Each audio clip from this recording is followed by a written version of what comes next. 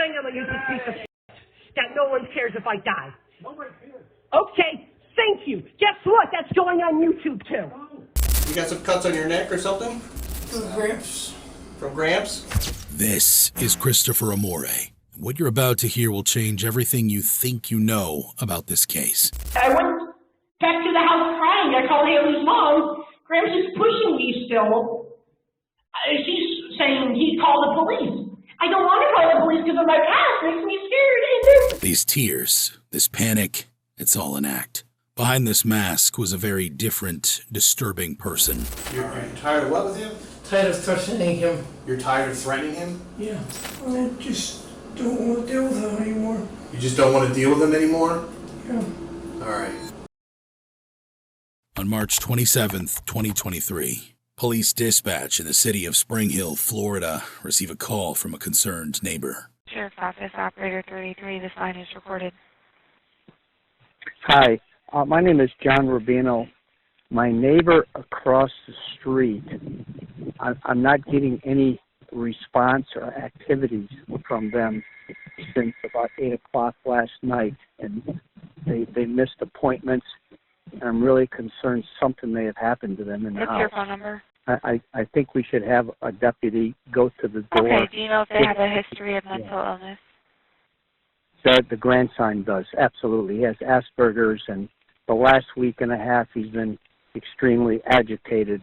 His girlfriend broke up with him, and it's really been uncomfortable. When officers arrived, their first impression of the house was alarming. According to the official report, they saw a dark-colored substance smeared on a wall and multiple items knocked over, including a TV, clear signs of a violent struggle. Inside the master bedroom, they found 80-year-old Guy Rusty Amore Sr. dead on the floor. Upstairs, still sleeping, was his 24-year-old grandson, Christopher Amore. He was taken into custody immediately. Before detectives could start the interrogation, a paramedic came in to check Christopher's injuries. Christopher, how you doing? My name's Tom. Can you stand up for a second? You got some cuts on your hands, or your neck. Can you stand up? He's been needing help to walk. You okay? Just stand. I don't want you to go too far. Are you uneasy? Look at me for a sec. You got some cuts on your neck or something? From Gramps. From Gramps? Okay, we're not going to ask any questions or nothing right now. I just want to see what you got. Can you turn around for me with it? I don't want you to fall down. Did you take something today? ADHD meds. Eight? ADHD meds. Oh, okay. Can you turn this off?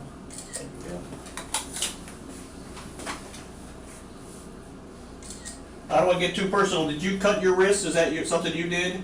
No, it's with him. With him? Yeah. Okay. All right. Okay. Anything else on you that you got hurt? You okay? Yeah, just water, please. Some water? Yeah. I'll get this young man to bring you a bottle back, okay? That good for right now? All right.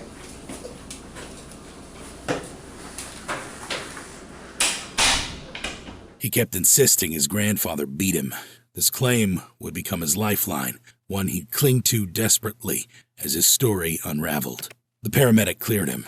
The detective read him his rights. And then, things took a bizarre turn that no one saw coming. I'm just trying to figure out what happened today or whatever, what's going on, what caused everything to happen, and what led you to be here today. So let me ask you a couple of questions. Who lives in that house with you where you were at today? Who stays there? Grandfather. Your grandfather, and who's that?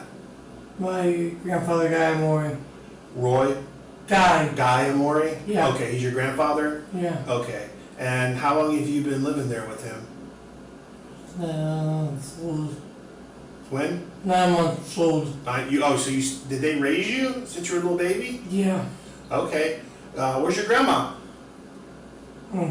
She was mold too. Where's she at? She was mold. I don't hear. I don't understand. Mold. What's molt? MOOT.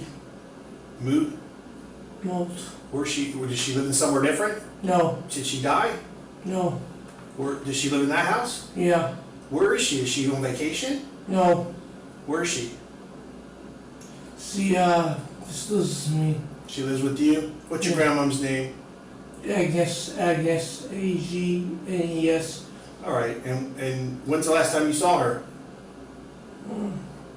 Has it been a long time? No. Okay. And where's your parents at? Are they in Florida too? I really have talked to them. You don't talk to them? Not really. All right. Christopher mentions that both his grandmother and mother have passed away, but his responses are scattered, confused, and his speech is slurred. He sounds intoxicated or mentally foggy. We'll return to that behavior shortly as he attempts to explain what happened. And so, what happened?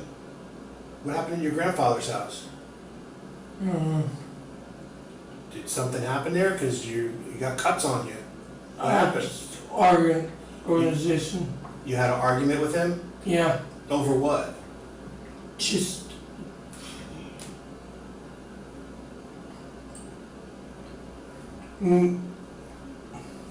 What caused the argument? Us. Just you and him? It was a personal argument between the two of you? Yeah. Did you guys argue in the past at all? Are you usually get along together? We usually get along. Okay. So what made you guys not get along? What happened? Something had to happen for you to get scratches on your arm.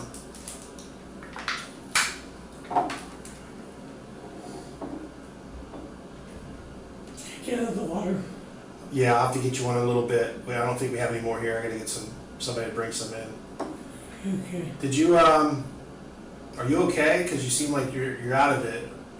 Are you drinking alcohol today at all? I don't drink. No. You don't drink? Oh, good. Do you take medicine for anything? Besides Strattera. Just Cetera? What's Yeah. that for? ADHD. ADHD? Yeah.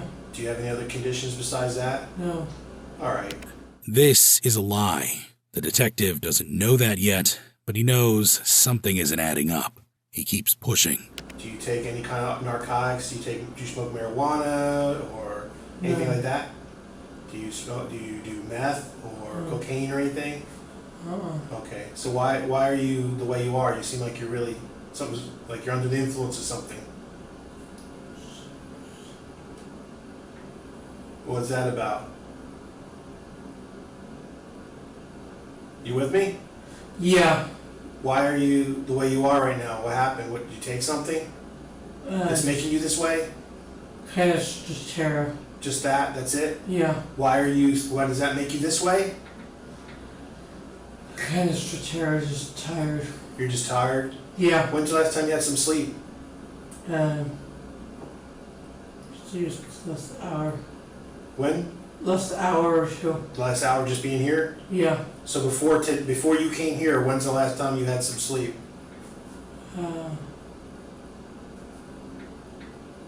Stressed. When's that?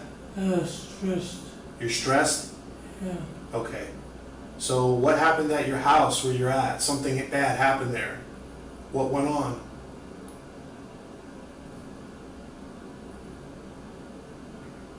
Christopher, you with me? Yeah. What happened at your house? It's an argument. It's just an argument? Yeah. Well, it led to something else. How'd you get the scratches on your arm? Who did that? Me and Gramps. Your gramps did it? And Yeah. how did you do that? Yes. A what? Physically. So he grabbed you with his hands and then made those marks on you? Yeah. Why did he grab you for? I know you were arguing, but why did he grab you? To 03. To what? To 03. I didn't understand what you say. What is it? The tape of 03. The tape of 03? Yeah. What does that mean? The tape. What tape are you talking about? Tape. We'll fill in the blanks so Christopher's actions make more sense. Christopher has Asperger's syndrome and type 1 diabetes. That second condition, it's about to become the centerpiece of his defense. Listen to this jailhouse call between Christopher and his late mother's friend. It reveals exactly what was happening in that interrogation room. Because I've been abused for years, and I don't know what to do, and reading that thing made me think everyone thought I was a monster, and I didn't want it to go down like that. That's because you're showing absolutely no remorse for what you've done. I understand all of that, but like right now, I need to try to help you like right now. So I need to I'm trying to get understand, the public defender. Yeah, sorry. like Continue. who spoke to you? No one spoke to me. I haven't heard anything. Turns out when I thought I was talking to the detective, they're telling me it's an EMT. Because after everything went down, I tried to kill myself with insulin, and it's horrible. So I was going in and out. So turns out I thought I talked. Since you've been in jail. I've only talked to the psychologist, and they think it was me being abused over the years. That's all they've done, and they've been giving me speech therapy. That's all they're doing. I haven't talked to anyone else. Besides yesterday, I did a health evaluation, which was mostly just medical and then like history of sexual abuse and really just very minor stuff. And I brought up some of the abuse I went through. Other than that, I haven't talked to anyone. It's driving me insane here. And I can't email you half the time because they don't give me a tablet. And I have no way to contact anyone. And I know, but that, like I tried to explain to you yesterday, I mean, that's kind of where it is now. They'll do all of these evaluations and things can change, but I know, I'm trying to hold out. Sorry, continue. Notice how everything circles back to Christopher's problems, his struggles, his needs. This pattern emerges in every single interview police conducted. His Asperger's might explain the self-focus. People with this condition often miss social cues others take for granted. But here's where it gets complicated. Some people with Asperger's struggle to express emotions in typical ways, yet feel deep empathy for others. Others lack both cognitive empathy, understanding what someone feels, and affective empathy, actually sharing those feelings. The spectrum describes neurological differences, not moral character. None of this excuses Christopher's actions. It simply gives context for his behavior. People with Asperger's are capable of tremendous kindness or cruelty, just like anyone else. Which category does Christopher fall into? This next call reveals everything. Yeah, so nobody has explained to you, like, when a public defender will be... No, they told me it could be the day before if I'm pleading guilty, innocent, or no contest. I don't want to spend 2 years here fighting something that I can explain easily, because I have the witnesses, I have the text logs, I called my neighbor knows I've been trying to get out of the house. I have everyone, but they're not giving me the chance to even explain it. I've been writing down logs about everything, and I have videos, and no one listens to me, and it's killing me because it's eating me inside, not knowing if I'm trapped in here. Christopher, listen to me. It's not that nobody will listen to you. It's just that, much like you said, you weren't able to go to those lengths. You were making attempts to get out, but you needed to do that versus what had occurred. I'm the only one that knows what happened that night. After discussing with his lawyer, Christopher begins laying the foundation for what he hopes will be his escape route. I woke up to it being force-fed paste, kind of. Like, I woke up thinking it was a dream. Like, I remember just being in a wheelchair, like, hold up a sec. And I woke up like, this has to be a dream, and everything before it was flashbacks. Like, Todd would know what I'm talking about, like, when you're, like, in the cutscene in Call of Duty and you're going in and out. It was like that. I thought it was like, I woke up the next day, it's the next day later. And when I read the report, I was like, I couldn't have been alive at 4 p.m., like, because I tried to kill myself at 8, and the amount I took would have, and what happened was early morning, and I'm trying to explain, but I wish I would have called them, but I was afraid of everything because of how Gramps was, and then how my past, so I'm trying to explain, but I don't know. He describes a trance-like state. What he alleges was a diabetic blackout. This can happen when a diabetic's blood sugar drops dangerously low, causing confusion, slurred speech, and even unconsciousness. Christopher claims he wasn't in his right mind when he killed his grandfather. According to him, he had injected insulin to harm himself, then lost control. And on the surface, some of his behavior in the interrogation room aligns with that. He was very, very confident in this defense. It's going to be on their time. Right, exactly. I know. I don't mind staying here a month or two. I don't want to fight. all the way to a court case for 2 years, and then they find out he's innocent, we just wasted his time. I don't care if they don't pay me the $1,000 a day I'm here. The money's not worth the time. I just want to be home and happy, and when you said it was anger, it wasn't anger. It wasn't anything like that, and Haley was the only person that knew, and that's why I was trying to get you to talk to her, because she knows what's been going on. She's the only person I could think of that could, because we're still on good terms. She didn't leave me for anger, like anger. It was me and her fighting each other, like arguing, like a toxic relationship kind of. But one thing terrified him. I know this is not just some situation that's minor. It's a major situation with major allegations against Gramps and major allegations against me, and they can't play it risky at this point. They don't know if I'm faking or I'm being serious, and they can't risk it. It's a public safety, and I know that. I understand that fully, and I don't mind. I don't mind, and I know my life. I know how, you know how hectic and crazy my life gets. I don't mind sitting here. My life is crazy. That one time I went to the gas station, remember? Next thing you know, I'm caught up in a police chase because a guy's running from Pasco and Hernando at the new Circle K. Remember my life. I know how to deal with the thing. I feel like, in the end, everyone's going to disregard the evidence and just say, guilty, you're a murderer, when I'm not. Back in the interrogation room, Christopher finally begins to make sense, briefly. So what's tape of 03 mean? Can you explain it to me? When you say that, what does that mean? Like this whole, like, dealing with them. Dealing with him is hard to do? Or he's hard to deal with you? I kind of guess both. You guys got a little bit back and forth? Yeah. Okay. When did this start? When did you have this argument? Do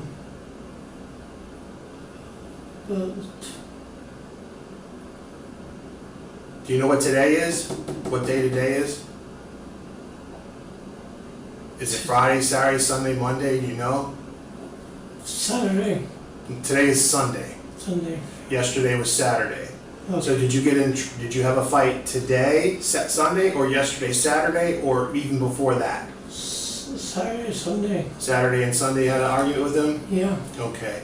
And was he saying anything to you? Did he say anything to you, or what was he arguing about with you? What did he tell you? I just wanted to be Sunday. You just wanted to be Sunday? Yeah. All right. Well, today is Sunday. Okay. All right. So when he was arguing with you, what was he arguing about? Do you remember why he was angry at you? You don't remember? Is that what you told me? You don't remember? Okay. Can you stay away for me? Yeah. I know you're tired. The other guy's going to get you some more water. But I need you to help me out here because I got to understand what happened at your house. Because I'm really not sure what happened. That's the last coherent thing he'll say for a while. So for now, let's talk about what life was really like in the Amore household. According to Christopher's uncle, Guy Amore Jr., tension had been building for years. I have nothing to do with them. Well, my mom's been bedridden for right around when COVID started. Mm-hmm. And when I first moved here in 2015, I used to go there all the time, because I've been away from them for so long because I worked up in New York.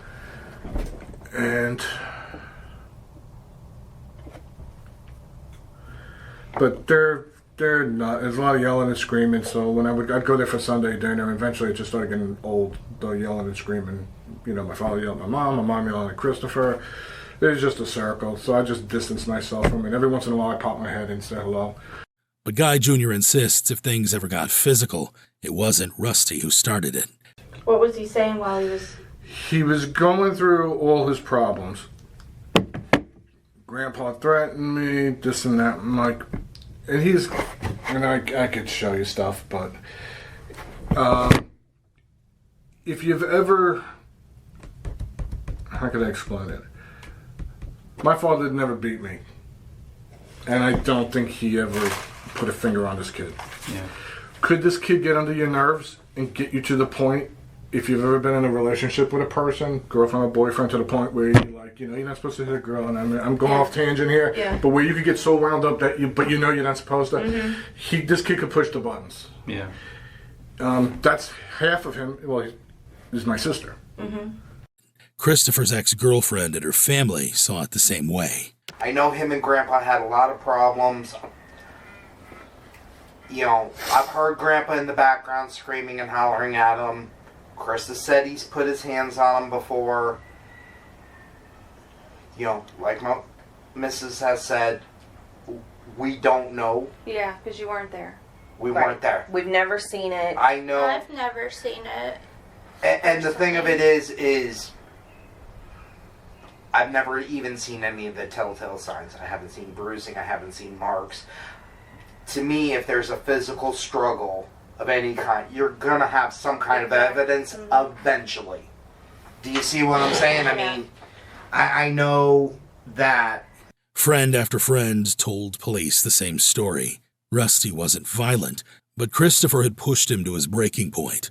And Grandma just died 6 months ago, and I don't know if Grandpa was getting sick, maybe dementia or something. He was very aggressive as well, because when I called, because last week my son called me that he had called, and he goes, Mom, something's up, call Christopher, see what's going on. I said, okay. So I called Christopher and he didn't answer his phone, so because I didn't hear from Christopher, I called the house number to call me, and I spoke to you, and Russ he was not happy that we were calling, but he's, as Barb says, he was very private, and he didn't want people knowing any business, and he would always get, if people knew, and it was like, I'm just calling to find out if there's something I can do if you need, and he said, no, and he was very, like, wanted to handle it between them, and keep it between them. No, he was literally yelling.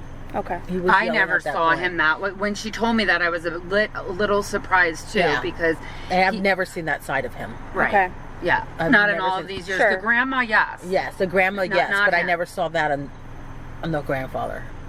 His ex-girlfriend's family had also spoken with both Christopher and Rusty the night of the murder. Chris calls Haley's phone. She didn't answer. So then he called my phone, and I answered.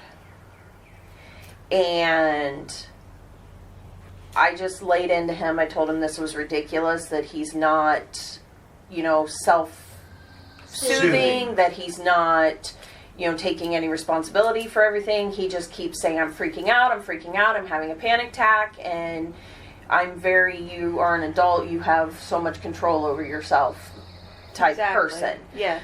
And he doesn't want to accept any responsibility, and so we were on the phone, I don't know, like 10-15 minutes, something like that, and then we hung up, and then he calls back, and it's very muffled, and I'm like, Chris, I can't hear you, and he's like, Grandpa's at it again, and I'm like, Chris, what are you talking about? Well, then I hear him and Grandpa yelling at each other in the background. Grandpa's cussing at him, telling him to get the fuck out. Chris is going back and forth, and I made him put Grandpa on the phone. I told Grandpa, I said, you need to call the cops. I said, you need to have him Baker acted. He's like, I can't deal with this shit anymore. I said, I know. I said, but cussing at him or putting hands on him doesn't help. He's like, I don't put my hands on him. I said, okay, cussing at him does not help. He's like, I know, this is ridiculous. And then Chris is back on the phone again. And I guess he never called the cops. Do you know what time that was? That was about 2 o'clock in the morning. I told Chris, I said, you need to go upstairs, you need to go to bed. I can't sleep. I said, then you need to go upstairs and lay in your room. And that was the last we heard. Christopher's downward spiral affected everyone around him. His ex-girlfriend watched him deteriorate after his grandmother's death. What was your relationship like with Christopher? I mean, it started out okay, but towards the end, we fought a lot and stuff. What would you guys fight about? Just random stuff. Nothing. Just random stuff. Alright, did you find him to be... I haven't met Christopher, okay, so I'm going to ask the question. You're going to be like, what does this have to do with anything? But I'm trying to get a sense for the type of person that he is. But was he like controlling or jealous or? He was a little bit controlling sometimes. He would get jealous. Okay, would that be things that you guys fought about? Sometimes it would just be what was going on in life. Just okay. And who would instigate the arguments? 9 times out of 10 it would be him. It would be him? Okay. And how would the arguments end, or what would be the end result of all that? Sometimes it would just end where we were calm and happy, and sometimes he'd leave because he was so frustrated. Was there a resolution to anything? Sometimes. Okay. But Christopher's struggles weren't new. And being Baker acted. Okay. So, Was he Baker acted recently? Last weekend. It would have been, what was the date? Oh, I believe you. Okay, so last weekend, what was he Baker acted for? It was a voluntary Baker act. Okay, so he was having thoughts of harming himself? It was... Or somebody else? It was the morning that after she broke up with him that night, he went and had himself Baker acted on the 17th. Okay. From what we were told. All right. So you broke up with him. What was the main reason for that? So it was just kind of becoming a toxic relationship with all the fighting and stuff, and I'd given him a month to kind of fix himself, and we were getting close to a month and he was doing okay, but then he was starting to go backwards, and I didn't want to deal with all that fighting and stuff anymore, so I broke it off. The Baker Act, Florida's Mental Health Act, allows authorities to commit someone who poses a danger to themselves or others. Christopher had been Baker acted before. Now, even if Christopher couldn't remember why he fought with his grandfather, this video he sent to his ex-girlfriend's mother tells us everything. Camille doesn't care if I die. You said she doesn't give a shit if I die. So you just said Camille's not going to give a shit if I die. What the hell cares about it? Oh. I give a shit about you. Okay. Thank you for putting that on record, too.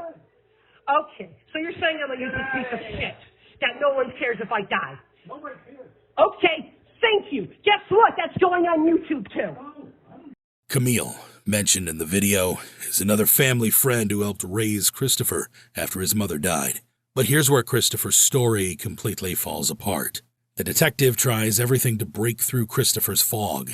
I'm a little concerned because I'm worried about you. I want to make sure you're going to be okay. All right? You're very stressed, and you apparently haven't had much sleep. So I'm just trying to figure out how Grandpa got hurt.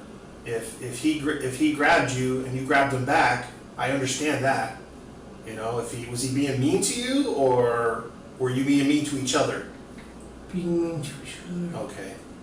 And do you remember what caused you guys to be mean to each other? What happened to make that happen? Why were you not getting along well? What caused it? Not wanting to have to kind of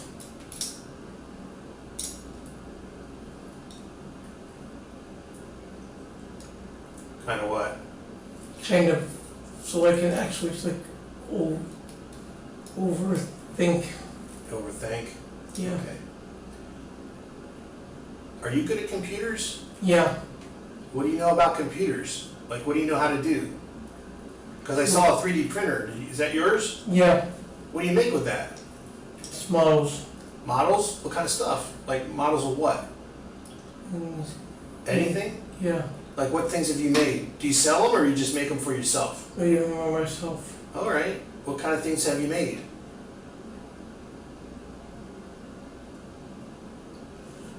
It's really just because it's pretty. They're pretty complicated machines to run.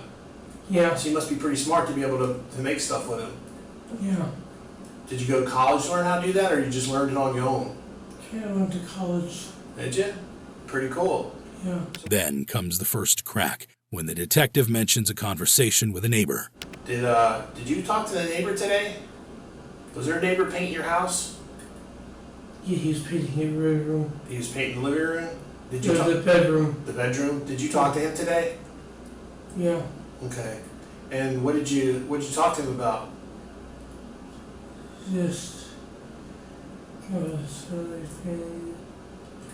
What's that? Grandpa's what? Grandpa's bedroom. What about his bedroom? Grandpa's Okay, was the neighbor supposed to come over and paint today at your house? Yeah. Okay. Did he come over and do that? No. How come? Because of the bedroom. Because of the bedroom? Yeah. Because of what happened there? Just tired. Because what? Who's tired? Yeah. I don't hear you, I'm sorry. Because the bedroom. Because the bedroom what? I'm just trying to figure everything out. I need your help. Can you help me out with that? Yeah. Like, why didn't the painter come to the house today? Because of the bedroom, but what was the matter with the bedroom? Tired. Who's tired? Everyone. Everyone was tired? Yeah. Is that what you told the neighbor not to come over today, or did you tell him to come over and paint? There's nothing to come over. Not to come over? Yeah. Okay. Rusty had been renovating the house. A painter named Jose Guerra was scheduled to work that morning. At 7:45 a.m., Christopher showed up at Guerra's door, told him not to come, said his grandfather wasn't feeling well. Not feeling well, or not feeling anything at all. The lies keep piling up, even through Christopher's haze. I just told him, let go. Okay. But he didn't? He didn't. Okay. And then what did you do when he didn't let go? Gramps. You what? Gramps. I know that. You said that. But when he didn't let go of you, what did you do? What's that? Gramps. Okay. Gramps. What about Gramps?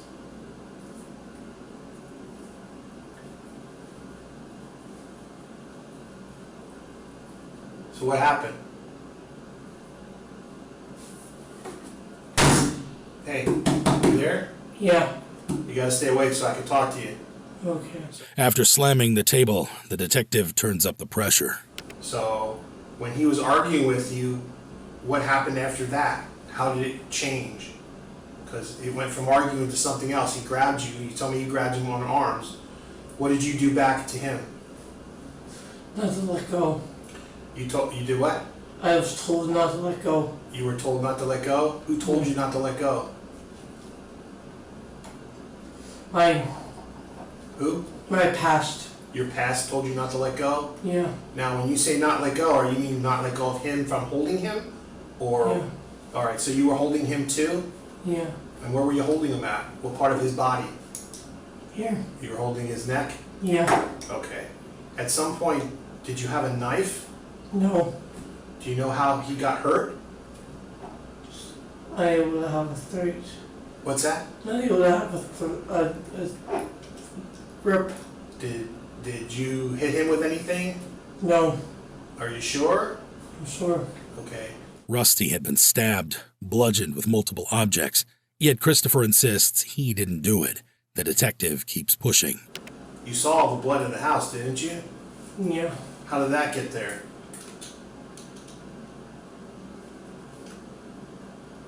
How did the blood get in the house?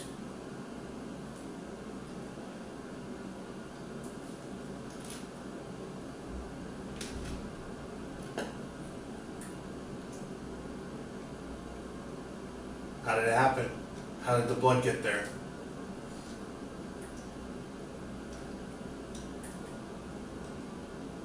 Christopher, talk to me, man. Yeah. What happened to how the blood get there? How'd that happen?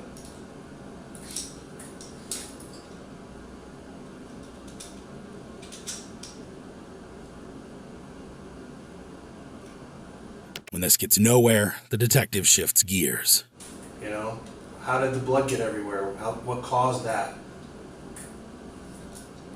Talk to me, man. I am. Yeah, but you're not saying anything. You're being really quiet. Sorry. It's okay. I'm just trying to figure out what happened at the house there so I can know what to do. You know, I don't know what happened. I have to assume things if you don't talk to me. So if something happened in the house to you, you can tell me what happened because you're here. You know, your grandpa's hurt. He can't talk right now. So I don't know what happened to him. Only you do. So I need you to talk to me so I can figure out what happened. You know, I kind of get you guys got into an argument, but how did he get blood all over in the house. How'd that happen?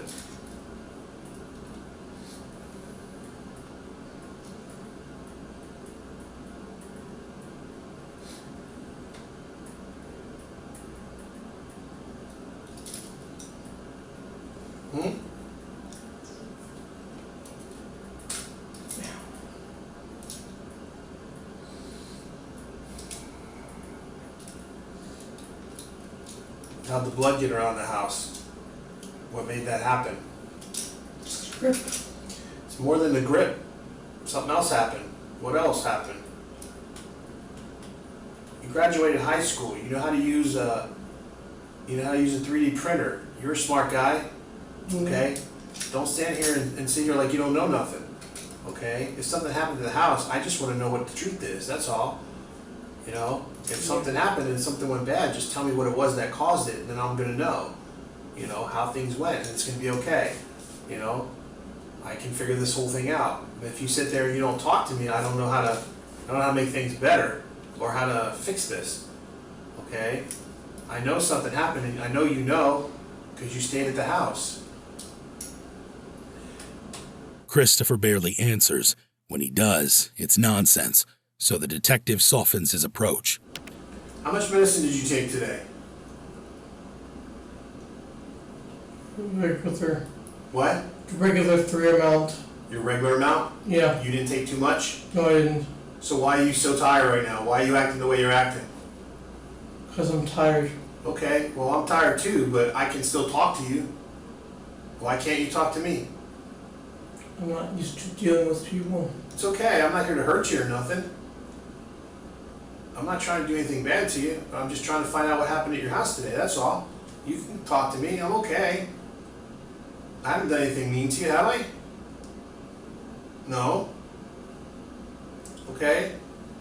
Finally, he hits the one topic Christopher wants to talk about. Do you have a girlfriend? Christopher, you have a girlfriend? Yeah. Where's she at?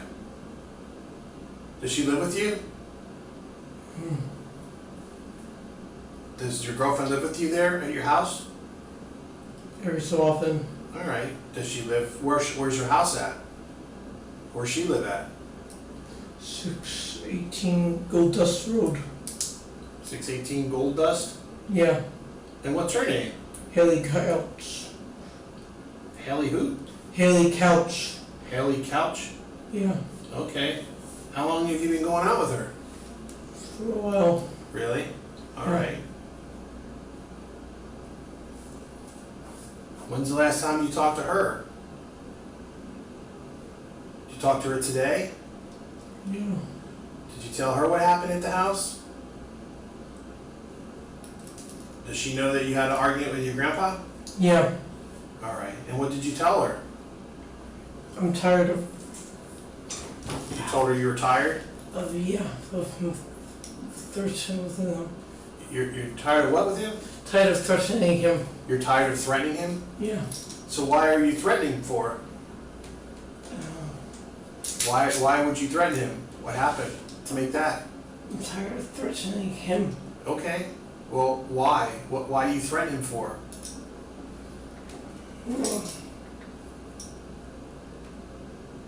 You want to rest for a few minutes before I talk some more? Or you want to tell me some more? Because I want to talk to you. Are you feeling okay, besides being tired?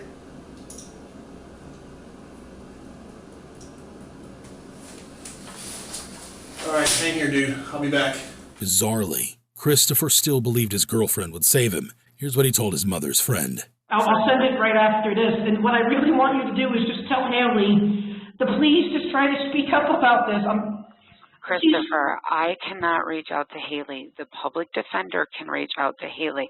If I try to reach out to Haley, she may not even cooperate then with the public defender. We have to make sure that people are going to cooperate. And they subpoena and force them to. That's not right. We can't force them to. They'll have to. Well, the law has to force them to. Exactly. The law. That's why we need a subpoena if we have to. That's why I say I don't want to get into where you don't want to end up tampering something that wasn't needed to be tampered with. I am trying to help you. She's trying to wrap her head around what happened, and then she realizes she's got to go talk to them because she's a missing piece. Right. Right. She'll do what she has to do too. That's exactly Because right. I know she loves me. I know she still wants me back. She wouldn't. But Christopher didn't need to confess to the police. He'd already confessed to someone else, a fellow inmate who was ready to tell everything. According to this prisoner, Christopher explained exactly how he murdered his grandfather. They got in an argument where he had pushed him, Christopher pushed Rusty, and Rusty fell back onto the 70-inch TV where it had broke. They wrestled a little bit, and all the items from the room had been pulled down because they were planning on painting the following day. And on the nightstand, Christopher grabbed a wooden cross off of the nightstand and stabbed Rusty with it. And he says that it broke. Did he say where he stabbed him? In the side. Okay. In the side. And it broke, so he reached up and there was another religious cross that was metal. He grabbed that and tried to stab him. And at that point there, he got up and he looked at his grandfather laying on the ground, and he said, "This has got to end here and now." He says, "I can't take it no more." He goes to the kitchen where he grabs a knife. He comes back and he stabbed Rusty in the neck. And he said, "Gary, I now know what asphyxiation is because I've seen air bubbles coming out of his neck." But it wasn't the gruesome details that disturbed Gary the most. It was something else entirely. This is where I started becoming biased. You know, I'm like, man, this kid, there's no remorse. Right. And he'd already started displaying severe anger issues in the cell. Was he displaying that as he's reliving this, or was this before, like in just general? No, this is he befriended me. Okay. I don't know if it's because of my age or just because I was, listening. And I kept telling him, "Listen, you need to be quiet. You need to stop." You were telling him that. Okay. And after like the fourth or fifth time, I finally said, "Listen, man," I said, "let your attorney handle this." I said, "You're burying yourself. Stop." And I said, "Do you want somebody like me at your trial? Because that's what's going to happen when you go to the back." I said, "Some people are going to jump on your case." And he calmed down, and I laid down, and it wasn't 15 minutes later, an 83-year-old man who just got released today come back to him, and he was talking to him at the window, and he's telling him the same thing. Right. And I'm like, you know what? And that's when I made the conscious decision that, this kid ain't crazy. Right. And if I don't do it, somebody else will. Sure. So that's not cool either that he did that in the first place. No, that's not, I broke the law. Right. And I've never been arrested that I haven't, except for one time they dropped it. Okay. So. Right. This testimony destroys Christopher's claim that he can't remember that night. But what happened after the murder seals his fate completely.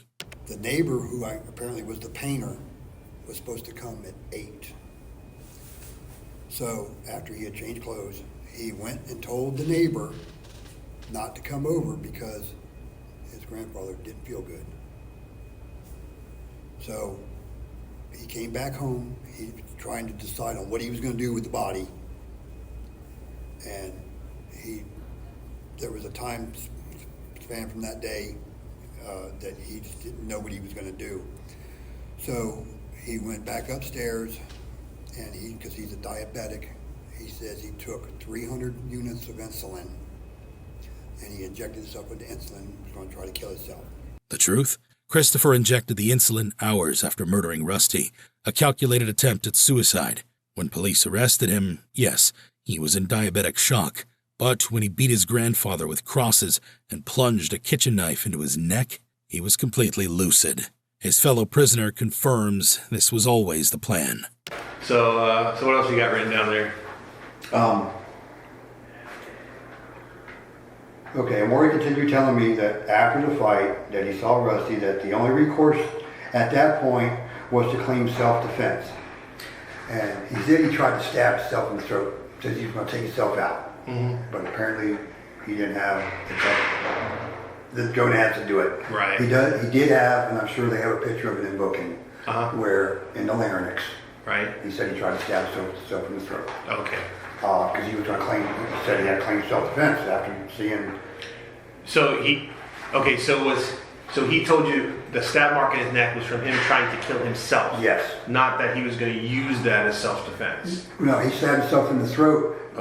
His only recourse was to claim self-defense. Okay. So him trying to kill himself was not that mark on his neck. That's not how he tried to kill himself. No, he said it is. Okay. He said he tried to take himself out. Right.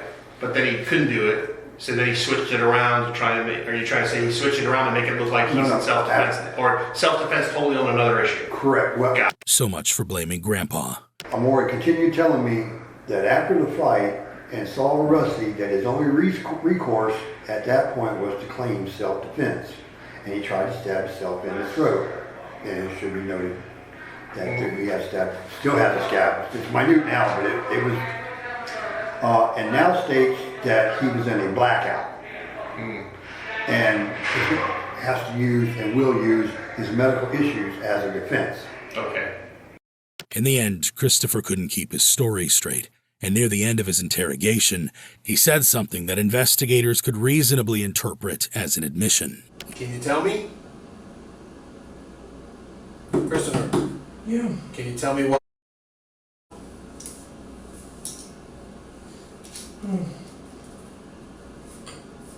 I just don't want to deal with them anymore. You just don't want to deal with them anymore? Yeah. All right.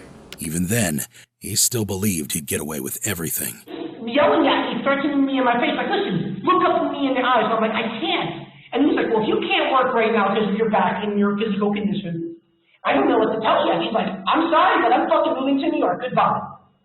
And he's yelling at me and threatening me, not like grab stuff, like, look in the eyes or I'll just kick your ass out. And you get what I'm saying. So guy was no help. I went back to the house crying. I called Haley's mom. Graham's just pushing me still. She's saying he'd call the police. I don't want to call the police because of my past. It makes me scared. Chris, She's like, let me talk to Graham. Graham starts talking to her, tells her stuff. She doesn't know. She's only met him once or twice before. And next thing you know, I'm slammed up against the bed with the rain and everything. What the hell?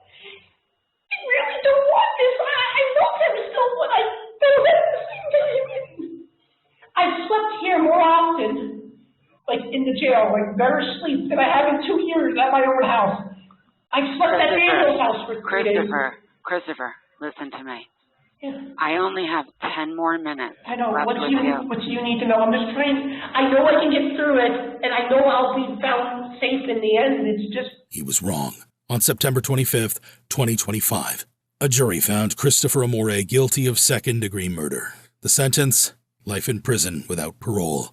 And perhaps that's exactly where he wants to be. I feel like I'm not being listened to, and everyone's treating me like I'm a murderer. The inmates here I talk to, they treat me more like family than I felt, but listen, at the don't same worry time, about, listen to me, don't worry about them. That's what I care about. I'm closer to them than the house is what I'm saying. They took me in. They didn't realize what was... Whether the prison population continues to be welcoming is another story entirely.